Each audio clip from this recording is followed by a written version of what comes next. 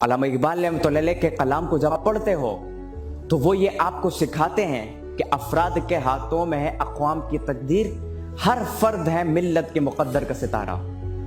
वो आपको समझाते हैं कि उस रिस्क से मौत अच्छी जिस रिस्क से आती है परवाज में कोताही। वो आपको समझाते हैं कि दयारे इश्क में अपना मकाम पैदा कर, नया ज़माना नई सुबह शाम पैदा कर। वो आपको सिखाते हैं कि तू शाही है, परवाज़ है काम तेरा, तेरे सामने आसमां और भी है। वो आपको फ़र्क सिखाते हैं, आपको आपका स्टेटस सिखाते हैं कि आप शाहीन हो और आपके और गरगस के जहां में बहुत बड़ा फ़र्क है। आपकी परवाज़ में और गरगस की परवाज़ में बहुत बड़ा फ़र्क है। आपके शिकार में और गरगस के शिकार में बहुत बड़ा फ़र्क है। और इसी के थ्रू अल्लामा इकबाल हमें सच, झूठ, सही, गलत, हलाल, हराम, इन तमाम चीज़ों में अल्लामा इकबाल हमें फ़र्क सिखाते हैं। अल्लामा इकबाल शाहीन की बात क्यों करते हैं? क्योंकि शाहीन कभी भी मुर्दार नहीं खाता, हराम नहीं खाता, खुद का शिकार करता है और फिर उसको खाता है। अल्लामा इकबाल शाहीन की बात इसीलिए करते हैं क्योंकि शाहीन की परवाज़ बादलों से बुलंद होती है।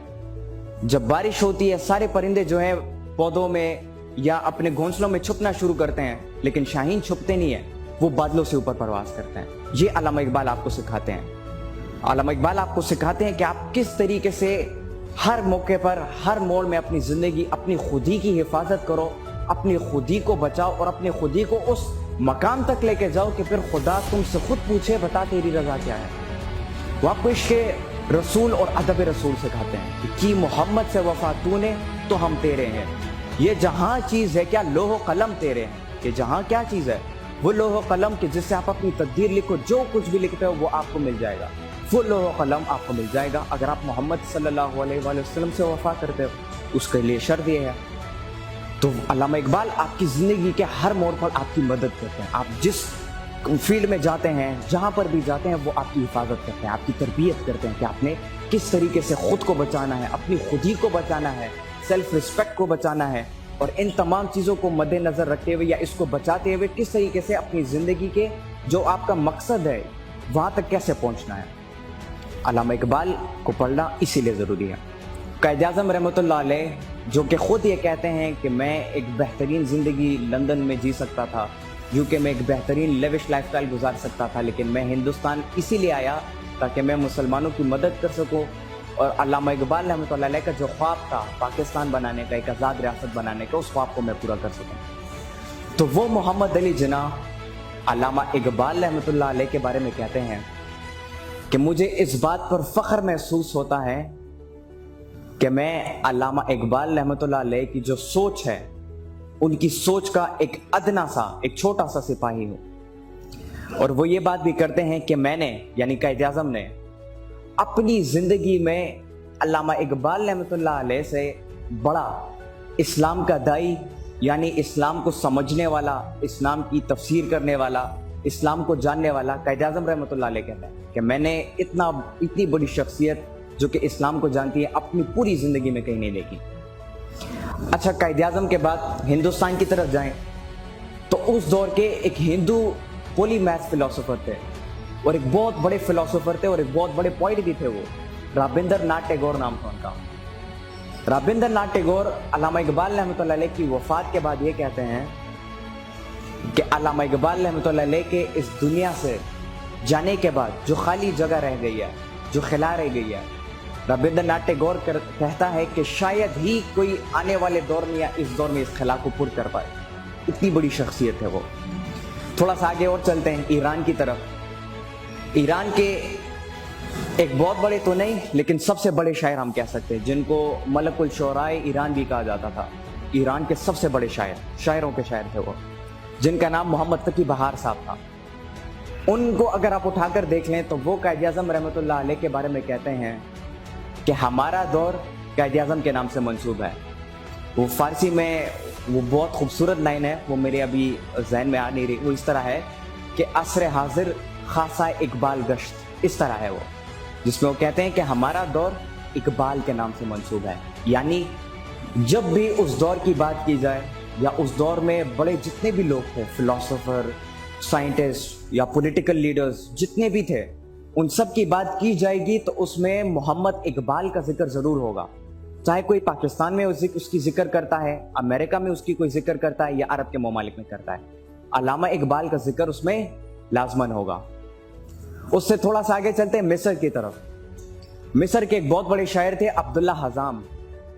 वो अल्लामा इकबाल रहमतुल्लाह अलैह के बारे में कहते हैं कि अगर इस दौर में मौलाना जलालुद्दीन रूमी, उनके बारे में जानते हैं कि कितनी बड़ी शख्सियत, अल्लाह के कितने बड़े वली थे वो कहता है अब्दुल्ला हजाम मिस्र के कि अगर मौलाना जलालुद्दीन रूमी इस दौर में दोबारा जी उठेंगे तो वो यकीनन इकबाल ही होंगे। एक बहुत बड़ी बात कर जाते हैं वो। और फिर आखिर में अल्लामा इकबाल के जो अपने उस्ताद थे जिनका नाम थॉमस वॉकर अर्नोल्ड था, वो अल्लामा इकबाल यानी अपने शागिर्द के बारे में कहते हैं कि Indeed he is the man of his age, he is the man ahead of his age and he is the man at war of his age. कि यकीनन अल्लामा इकबाल अपने दौर के इंसान है। अपने दौर के इंसान कैसे हैं? जिस तरह मैंने कायद आज़म रहमतुल्लाह अलैह का जिक्र किया, वो कहते हैं कि मैंने अपनी ज़िंदगी में इस्लाम को जानने वाला इससे बेहतरीन शख्सियत मैंने कोई नहीं देखी। तो इसीलिए अल्लामा इकबाल रहमतुल्लाह अलैह अपने दौर के इंसान थे। मतलब अपने दौर में, उस दौर में उनसे बेहतर कोई भी नहीं था, इस्लाम को जानने वाला या उनसे बेहतर गाइड करने वाला कोई भी नहीं था।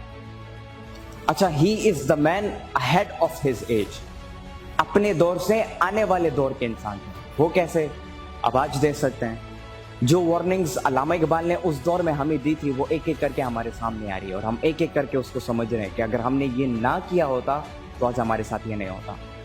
और इसके अलावा एक बहुत बड़ी एग्जांपल आपको मैं ये देता हूँ कि उस दौर में अल्लामा इकबाल रहमतुल्लाह अलैह डेमोक्रेसी, जमहूरियत के बारे में कहते हैं कि ये जुल्म और इस्तिबदाद का देव है जो सर पीटता चला आ रहा है। ये शाखे नाजुक पे जो आशियाना बनेगा वो नापायदार होगा। उस दौर में अल्लामा इकबाल डेमोक्रेसी के बारे में बात करते हैं कि ये इसकी जो शाखें ये नाजुक है, ये नापायदार है, कभी भी टूट सकती है। उस दौर में अल्लामा इकबाल ने हमें वार्न किया और आज हम यकीनन देख सकते हैं पाकिस्तान में, इंडिया में, बांग्लादेश, श्रीलंका, नेपाल, इन तमाम ममालिक में हम देख सकते हैं कि किस तरीके से डेमोक्रेसी ने हमें नुकसान दिया। अच्छा, सिर्फ ये नहीं बल्कि उनका कलाम जो है रिजरेक्शन बेस्ड है। कल मेरा दुबई में एक ऑनलाइन प्रोग्राम था और उस प्रोग्राम में भी मैंने ये बात की थी कि अल्लामा इकबाल का जो कलाम है वो कलाम रिजरेक्शन बेस्ड है। यानी जिस दौर में भी आप उनके कलाम को पढ़ते हो, समझते हो और फिर उसे अपनी ज़िंदगी में इम्प्लीमेंट करते हो, कैसा दौर भी हो, तारीख से तारीख तर दौर, तारीख से तारीख तरीन जैसा दौर भी हो, आप रिजरेक्शन कर सकते हो, दोबारा उठ सकते हो और आप और लोगों को अपने साथ उठा सकते हो। तो अल्लामा इकबाल का जो कलाम है, या अल्लामा इकबाल जो है, he is the man ahead of his age, कि वो अपने दौर से आने वाले दौर के इंसान है। और आखिरी बात, he is the man at war with his age, कि वो अपने दौर के साथ हालत जंग में थे। ये उनके जो उस्ताद थे थॉमस अर्नोल्ड, वो अल्लामा इकबाल के बारे में ये कहते हैं। और फिर आखिर में उर्दू लिटरेचर के या उर्दू के एक बहुत बड़े शायर जिन्होंने उर्दू के लिए बहुत बड़ा काम किया, फैज़ अहमद फैज़ साहब, वो अल्लामा इकबाल के बारे में कहते हैं कि आया हमारे देश में एक खुशनुमा फ़कीर आया और अपने धुन में एक गज़ल ख्वाह गुजर गया। बहुत बड़ी बात ये भी है अल्लामा इकबाल के बारे में। तो ये वो बातें थी जो कि उस दौर के या इस दौर के जितने भी बड़े साहिब बसीरत शख्सियात थे, वो अल्लामा इकबाल के बारे में जो कहते हैं या जो कमेंट्स हैं उनके अल्लामा इकबाल के बारे में, वो ये थे।